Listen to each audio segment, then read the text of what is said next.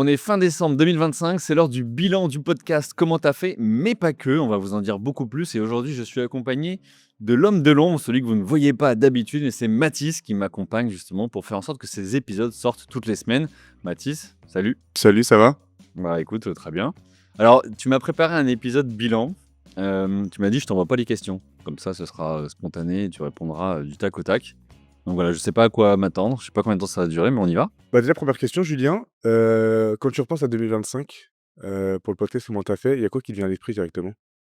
2025, podcast, j'ai envie de dire accélération. Ce podcast, on l'a créé en décembre 2020. Ça fait 5 ans déjà, avec d'abord l'ambition que ce soit, un podcast pour moi, pour échanger avec des entrepreneurs. Aujourd'hui, voilà, c'est bien plus que ça, il y a tout un écosystème autour et on a réussi à faire, des belles perfs, x4 sur les écoutes, les vues, notamment grâce à la vidéo et donc voilà, on a encore plein d'ambitions pour la suite. Pour toi, qu'est-ce qui a le plus changé entre le début d'année et cette fin d'année, justement? On a professionnalisé le podcast. Jusque-là, on le faisait, voilà, en mode side project. Là, on a mis en place des process, on a, créé des systèmes. En fait, on s'est appliqué à nous-mêmes ce qu'on partage aux entrepreneurs et ce qu'on leur dit, de faire pour tout simplement développer leur propre entreprise. Bah, on a carrément utilisé la valeur, qu'on a appris lors des podcasts pour le mettre justement pour Comment tu fait, en fait. Bah, clairement, en fait, déjà se l'appliquer pour soi et donc ça nous a permis, bah, de progresser, de sortir plus d'épisodes, plus quali aussi à la fois dans le rendu, mais aussi dans les communications qu'il y a autour et bah, on le voit sur les chiffres, hein. On en reparlera juste après des chiffres, justement. Hem, c'est quoi la chose la plus attendue pour toi de 2025? Inattendue, je veux dire. Inattendu, alors j'ai pas mal d'anecdotes. Il y en a une inattendue, c'est pas en lien avec le podcast en soi, mais c'est cet été, j'étais en vacances, avec mes enfants et ma femme et je suis tombé dans un parc animalier sur un invité du podcast, Charles Pfister, de Yes Park, truc improbable.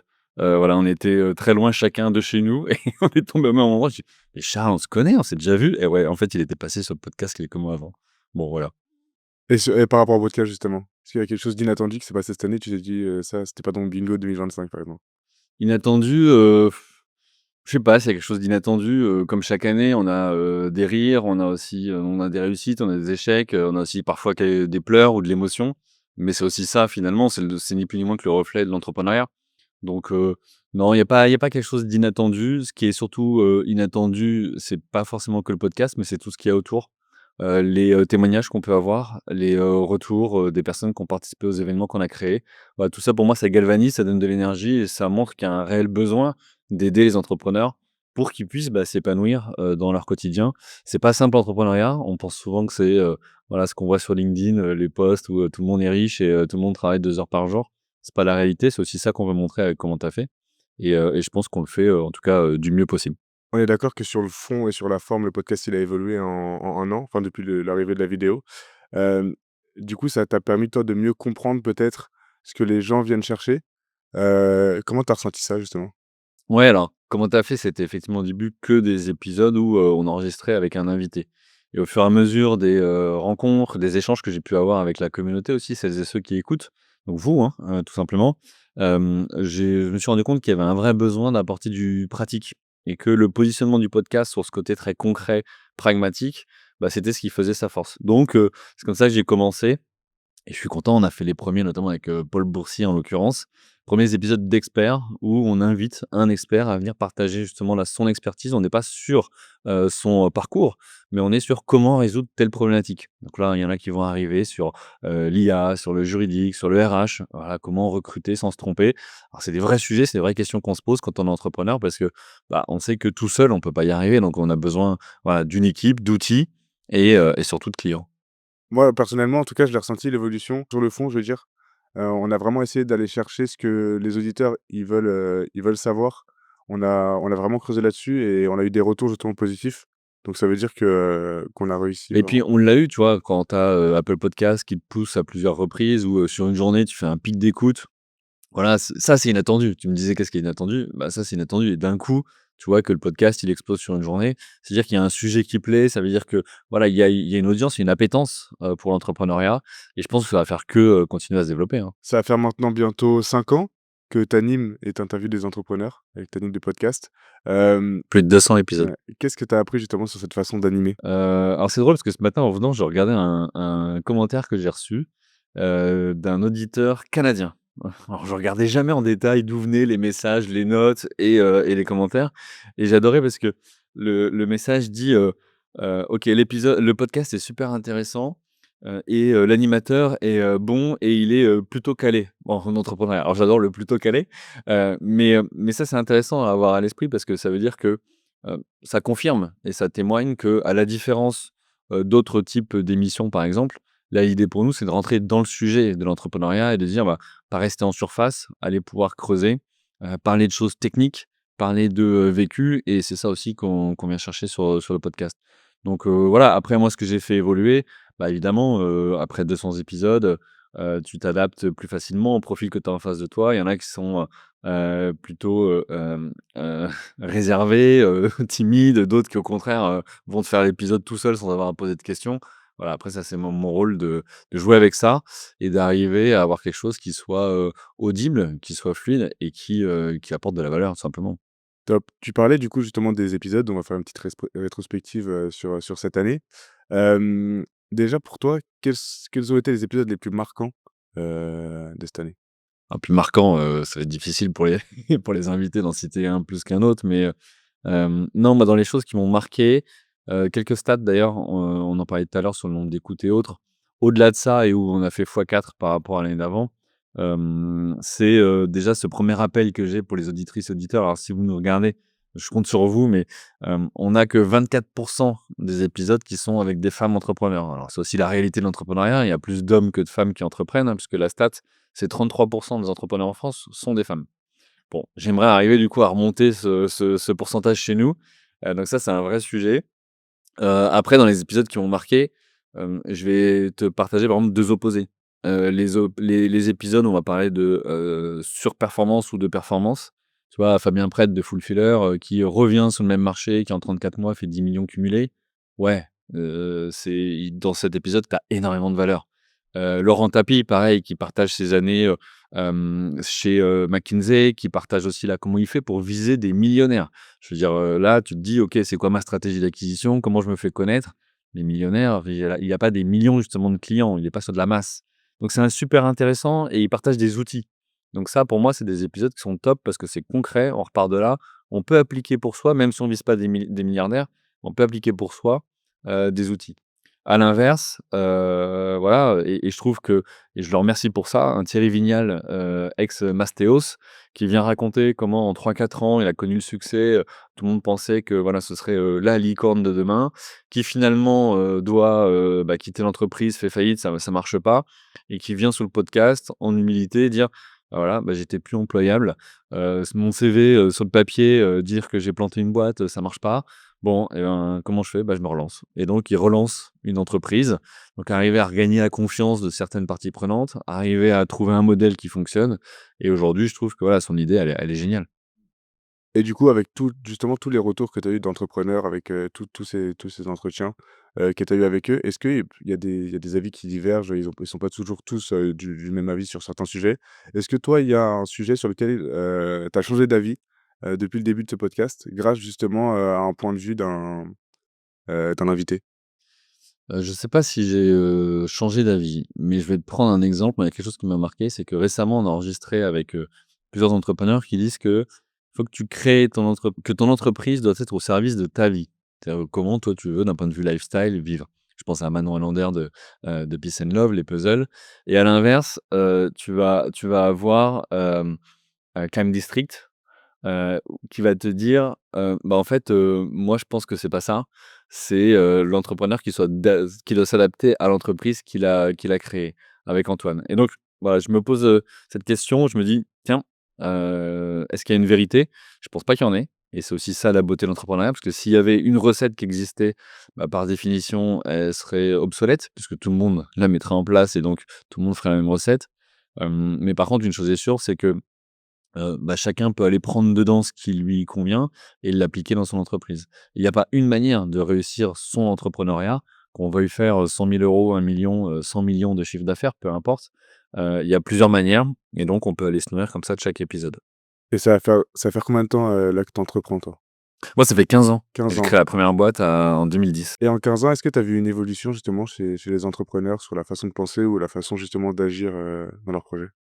Hem, alors là, j'ai plutôt parlé de moi du coup. Je vais revenir à la question d'avant. Est-ce que j'ai changé ou pas? J'ai pas changé, mais j'ai compris des choses. C'est-à-dire que même avec 15 ans d'entrepreneuriat, tu vois, on pourrait se dire: «OK, bon, bah, j'ai plusieurs entreprises, ça tourne, j'ai créé il y a 15 ans». J'ai d'ailleurs connu que ça dans ma carrière quasiment, que l'entrepreneuriat.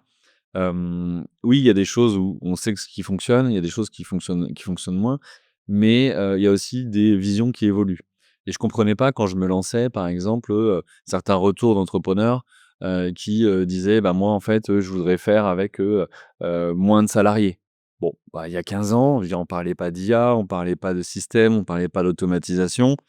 Il y a 15 ans, je comprenais pas parce que pour moi, la valeur vient des salariés et en fait, maintenant, effectivement, ma vision évolue en disant: «Bah, OK, l'enjeu d'un entrepreneur, c'est comment, avec l'équipe la plus, resserrée possible, la plus, qualitative possible, je peux créer un maximum de valeur pour mes clients». Voilà. Alors que moi, j'ai fait l'erreur à un moment donné dans ma carrière de dire: «Bah, je vais ajouter les collaborateurs». C'est bien que tu arrives à un moment donné où tu t'es ajouté plein de charges et puis, bah, en fait, vu que tu avais pas, structuré, vu que tu avais pas créé des systèmes, tu fais que gérer, à la fois du one to one et puis des cas personnalisés ou uniques et donc ça fonctionne pas.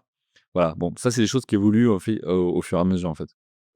Tout comme, tu vois, ça c'est on a ça aussi souvent chez les entrepreneurs, mais ce côté, l'entrepreneur doit être, celui, qui est visible, qui vend, qui fait tout. Bon, alors c'est bien pour l'ego, on est content, mais une fois que tu as passé cette étape-là et que tu te dis: «OK, ben, en fait, au contraire, c'est un risque pour mon entreprise parce que moi, je dois m'absenter, parce que je suis malade, parce que peu importe». En fait, comment tu fais pour que ton entreprise, elle tourne? Et donc pour moi, tu as ce devoir et cette responsabilité par rapport à tes clients, par rapport à ton équipe, par rapport à tes associés, de faire en sorte que l'entreprise, elle soit pas dépendante de toi. Voilà. Alors certains, ils verront un côté financier en disant, il y a une valeur, ça donne une valeur à l'entreprise, très bien. Mais la première des choses, c'est comment tu pérennises ton entreprise? Mmh. On va revenir un peu sur le podcast. Ah, bah, si tu me laisses parler, Non, je vais bah, tu as raison, tu as raison. Hem, Est-ce que tu peux me raconter une période pour toi cette année sur le podcast qui a été plus compliquée, que d'autres? Parce qu'on sait qu'il y a des hauts, il y a des bas et il faut aussi parler des bas. Je pense que c'est important, c'est un peu aussi dans l'ADN du podcast. ouais, c'est comme tout entrepreneur, c'est-à-dire qu'à un moment donné, tu as des phases où tu es up, tu as des phases où tu es un peu plus down, où, tu te poses des questions, de voilà, du sens, de l'objectif, de tout ça et puis tu peux avoir aussi un côté parfois un peu redondant. Tu vois, 200 épisodes avec des invités, alors c'est pas tout le temps les mêmes questions, puis c'est pas les mêmes parcours, mais au contraire et c'est là où, quand tu arrives à voir le côté positif de ça, tu te dis: «Bah, déjà, pourquoi je le fais?» Bon, on le fait pour les entrepreneurs qui nous écoutent. Pour leur donner de la valeur, pour qu'ils puissent progresser et mieux vivre l'entrepreneuriat. Moi, ça, c'est vraiment c'est ancré en moi, c'est vraiment quelque chose qui est important comme mission profonde. Je devais pas être entrepreneur. J'ai créé ma boîte et en fait, bah, ça m'a permis d'avoir une certaine liberté. Ça m'a permis d'être responsable surtout de mes réussites, mais aussi de mes échecs. Ça m'a permis de tester des choses. Ça m'a permis aussi, c'est bête, mais d'avoir un statut parce que je suis passé, sur mon CV d'étudiant à chef d'entreprise. Voilà et j'ai vu que des portes se sont ouvertes aussi plus facilement parce que tu as ce titre-là. Bon, bah, quand tu crées un projet, là, quand tu arrives dans une phase où, tu as, enregistré 200 épisodes, bah, tu peux parfois te poser la question de, «Pourquoi je continue à faire ça? Comment je le fais? Quelle valeur j'apporte?» Et c'est là où les retours de la communauté sont super importants, les échanges que je peux avoir, les événements qu'on a créés, tu vois, au Grand Rex ou au Play Hotel, où on réunit des entrepreneurs et quand tu vois les témoignages et quand tu vois les retours et qu'ils te disent: «Merci, je me suis levé à 5 heures du mat pour venir, j'ai pris un train, j'ai fait 2 heures et demie de train, j'ai passé la journée avec des entrepreneurs à m'inspirer, à faire du speed meeting, à me rendre compte que j'étais pas seul et que je pouvais, apprendre des autres et pas juste être là en représentation et dire que tout va bien, bah, ça pour moi c'est top et donc c'est ça moi qui me donne cette énergie, et qui me donne envie de continuer et qu'on ajoute avec, enfin qu'on augmente avec maintenant les épisodes d'experts et toute cette valeur qu'on apporte. On va revenir sur les événements, justement, et les rencontres avec, la communauté des entrepreneurs. Tu en as parlé, ça tient enfin, ça te tenait vraiment beaucoup à cœur et ça rend justement ça concrétise pour toi le projet, du podcast. C'est vraiment de passer de l'écran au réel.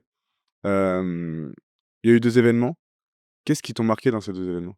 c'est bien de pouvoir se rencontrer, échanger. On diffuse énormément de valeurs, mais à un moment donné, ce qui manque, c'est aussi ce retour de la communauté. Tu vois? Donc on a des commentaires, on a des témoignages, on a des notes, tout ça, c'est bien et merci, je vous regarde vous parce que merci pour ces commentaires, ces témoignages que vous faites parce que ça nous aide nous, à continuer, puis surtout à améliorer par rapport à ce que vous avez besoin au quotidien. Mais pouvoir se rencontrer dans la vraie vie, pas être que derrière un écran, bah, pour moi, c'est ça aussi l'essentiel. Et donc l'idée, c'est comment on se rend tous accessibles, on est tous ensemble dans la même pièce et on sait, tu vois? Il y a un dénominateur commun de tous ces entrepreneurs que j'interviewe chaque semaine. Celles et ceux qui réussissent sont ceux qui savent s'entourer, qui ne restent pas seuls et qui structurent. Voilà. Bon, ah bah, c'est sûr que quand on commence et qu'on est, passionné, qu'on veut juste faire notre métier et cetera et qu'on ne structure pas ou s'entoure pas, bah, à un moment donné, on arrive à un plafond de verre où on est un peu, voilà, on sait plus trop quoi faire. Bon, si à l'inverse, on se dit: «OK, maintenant je suis dans une posture de chef d'entreprise. De quoi mon entreprise a besoin pour se développer?» A besoin de structure, d'une offre qui marche, de clients et de rencontrer d'élargir en fait les cercles de relations et de connaissances. Ben, ces événements-là, ça sert à ça. Et en fait, les retours, ils sont top et je vous invite d'ailleurs, enfin, c'est toi qui les as montés, donc je sais bien, mais à aller regarder les témoignages et c'est puissant. C'est des entrepreneurs, ça fait 5 ans, 10 ans qu'ils ont leur entreprise. Ils représentent l'entrepreneur type de France. En France, tu as 95 des boîtes, c'est des TPE-PME. C'est des entreprises qui font 250, 300, 400, 500 000 € de chiffre d'affaires. C'est ça l'entreprise, type en France. Bah, en fait, ils sont là au quotidien, ils ont envie de bien faire leur métier, ils ont envie d'avoir une équipe avec eux, ils ont envie de satisfaire leurs clients. Donc comment tu leur donnes les clés, comment tu leur permets de se sentir bien dans ça?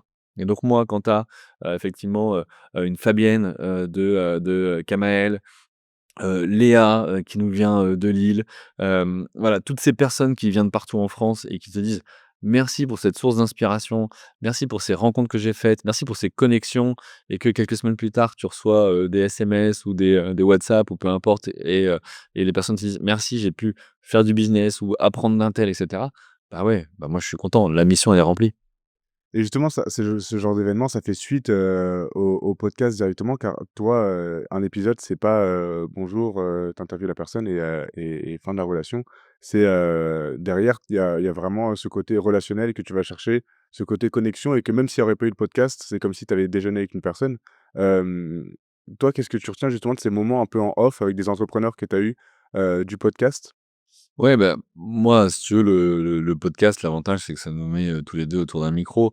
Mais derrière, avec chaque invité, on garde la relation et ça aussi, c'est top parce que, bah, tu continues, voilà, de partager de la valeur, dans un sens comme dans l'autre et puis surtout, derrière, on a créé une communauté. C'est-à-dire qu'aujourd'hui, on se retrouve sur WhatsApp et donc, bah, tu peux, avec les groupes et les sous-groupes qu'on a créés, arriver à continuer à garder le contact, continuer à, trouver, tes prestataires, tu veux poser une question, «Tiens, en fait, moi, j'ai ce problème-là en ce moment, comment vous l'avez résolu?» Bah, en fait, tu peux la poser dans le groupe et tu vas avoir d'autres entrepreneurs qui vont te répondre. Ça a énormément de valeur. On a parlé d'évolution, on va parler du futur maintenant. C'est quoi les enjeux du podcast, en 2026?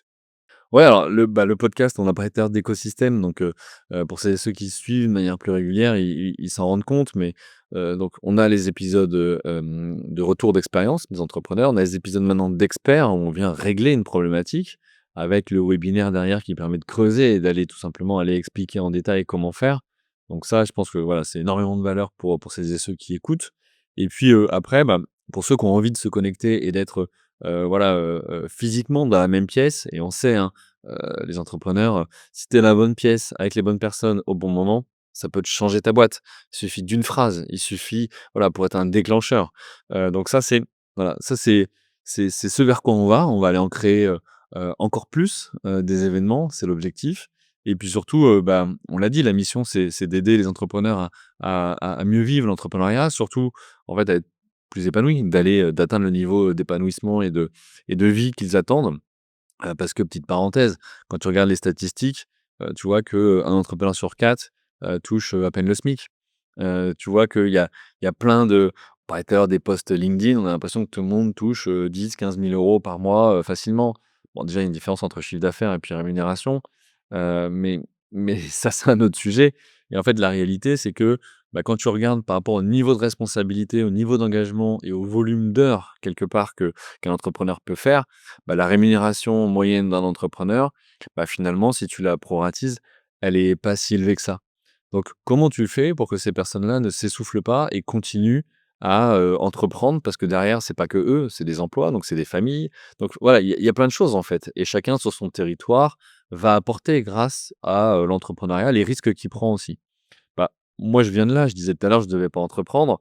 J'ai entrepris à Orléans à 23 ans. J'avais pas d'entrepreneur dans mon entourage, j'avais pas de moyens à l'époque et en fait, je me suis lancé et je me suis dit: «Ben, on verra, si ça marche ou pas. En tout cas, j'y vais à fond». Bon, ben, au bout de, 4 ans, 5 ans, on a atteint 1 million d'euros de chiffre d'affaires en B2B service. Moi, je pensais que ce serait, la panacée et voilà, j'aurais et en fait, tu te rends compte que, bah, non, tu as même plus de galères, c'est plus compliqué, puis tu sais pas comment passer l'étape d'après. Bon, bah, à ce moment-là, tu ouvres les yeux, tu regardes autour de toi, tu dis: «Est-ce que, bah, il y a pas des personnes qui peuvent m'aider? Comment je m'entoure, de celles et ceux qui sont déjà passés par là?» Et donc c'est là où comment tu as fait aujourd'hui veut aussi donner à la communauté d'entrepreneurs et dire: bah, voilà, il y a les podcasts, il y a le livre, il y a les événements, il y a, les programmes d'accompagnement pour dire comment on te mène d'une étape à une autre. Et alors on le voit, hein, d'ailleurs, le dénominateur commun des entrepreneurs d'abord, c'est d'avoir une bonne offre et de savoir la vendre. Et ça, c'est un peu un écueil, que tu vois enfin, c'est le problème des entrepreneurs qui se lancent, c'est le problème des experts qui se lancent.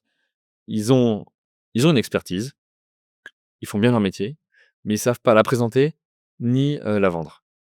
Comment tu fais aujourd'hui pour que ton expertise, tu sois vu comme l'expert, même si c'est local, c'est pas un sujet, donc l'expert local qui est le meilleur et qui peut justifier ses prix? Bah, ça, c'est un vrai sujet. Donc ça, c'est des programmes d'accompagnement qu'on fait pour les entrepreneurs. Les résultats, ils sont top et j'adore, écouter et recevoir les témoignages de celles et ceux qui peuvent en bénéficier et donc bah, on va développer ça aussi de plus en plus sur 2026. Donc comment tu as fait? Ça passe d'un podcast qui a commencé, dans ma chambre en 2020, bloqué à cause du covid, parce qu'en fait, bah, je pouvais plus faire les trajets comme avant et c'était le cas pour tout le monde, à aujourd'hui un écosystème plus global avec énormément de vidéos qui sont produites pour aider celles et ceux, bah, tout simplement qui ont envie d'entreprendre ou qui entreprennent à progresser et puis, bah, après faire en sorte qu'ils puissent se connecter et puis surtout avoir de la structure. Qu'est-ce que tu as pas osé en 2025 que tu comptes oser en 2026? Mmh, hem, je sais pas, c'est ma question. Non, qu'est-ce que j'ai pas osé? Hem, non, il y a toujours un peu de pas de retenue, mais le fait de dire, hem moi, en fait, je suis le messager aujourd'hui. Je suis messager et en même temps, j'ai l'expérience et donc voilà, je suis pas forcément toujours très à l'aise à dire: «Regardez, moi je», c'est pas ça l'idée. Mon expérience, elle est effectivement, elle apporte de la valeur. Toutes celles et tous ceux qui ont pas encore passé, ce 1 000 000 d'euros de chiffre d'affaires, tu vois, en prestat de service ou en produit, bah, effectivement, ils ont probablement des choses à apprendre de mon expérience, mais je vais pas être le seul dans comment tu as fait à partager de l'expérience ou partager de la valeur. C'est pour ça que je m'entoure d'entrepreneurs. Toi, là, je parle de programme d'accompagnement. J'ai pas la prétention de dire que, c'est Julien qui va aider tous ces entrepreneurs à le faire. Moi, ce que je veux, c'est faire en sorte qu'on connecte les bonnes personnes, les bons experts avec les bons entrepreneurs, et faire en sorte que, bah, ces connexions génèrent de la valeur pour eux. Donc comment tu as fait, c'est bien au-delà de Julien Hatton. Comment tu as fait, c'est comment aider effectivement les entrepreneurs à atteindre le niveau de vie d'épanouissement qu'ils recherchent, donc en créant de la croissance ou de la rentabilité pour leur entreprise, en leur donnant des clés et donc tu te rends compte qu'en suivant, bah, voilà, certaines méthodes, en utilisant des outils qu'ils connaissent d'ailleurs ou parce que souvent ils nous disent: «Ah oui, mais c'est vrai, je l'avais vu en cours». Oui, d'accord, donc c'était il y a 10 ans, 15 ans, 20 ans, mais pourquoi tu l'as pas appliqué? Ah bah, c'est vrai, mais je suis dans le quotidien. OK, bon, bah, on va juste l'appliquer, on va prendre ce temps-là. En fait, on va investir ce temps-là, je préfère le dire dans ce sens-là et dire: «En investissant ce temps-là, on pose les choses, ça donne du sens, tu sais pourquoi tu fais tes actions et surtout tu priorises». Bah, tu vois, l'épisode qu'on a fait avec Paul Boursier, il est intéressant. Les questions, c'est: comment tu fais pour prioriser, tes piliers ou tes axes de développement?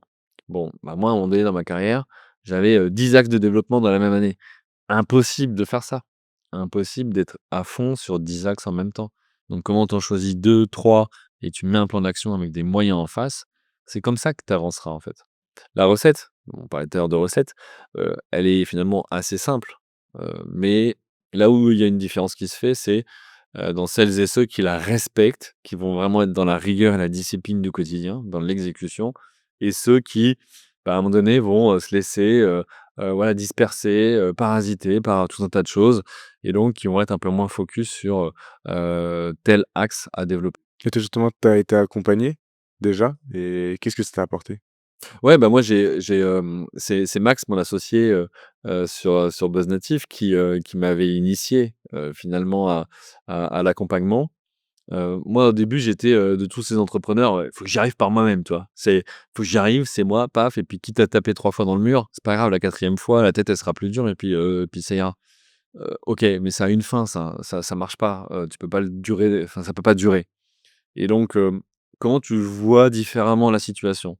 Et c'est là où effectivement Max m'avait apporté ça et on s'était entouré, de personnes qui avaient pu nous accompagner pour voir notre entreprise différemment, voir notre association aussi différemment. Parce qu'entre associés, bah, il faut aussi, bien s'entendre et puis avancer et j'ai cette chance que ça fait 15 ans avec Max qu'on s'entend super bien.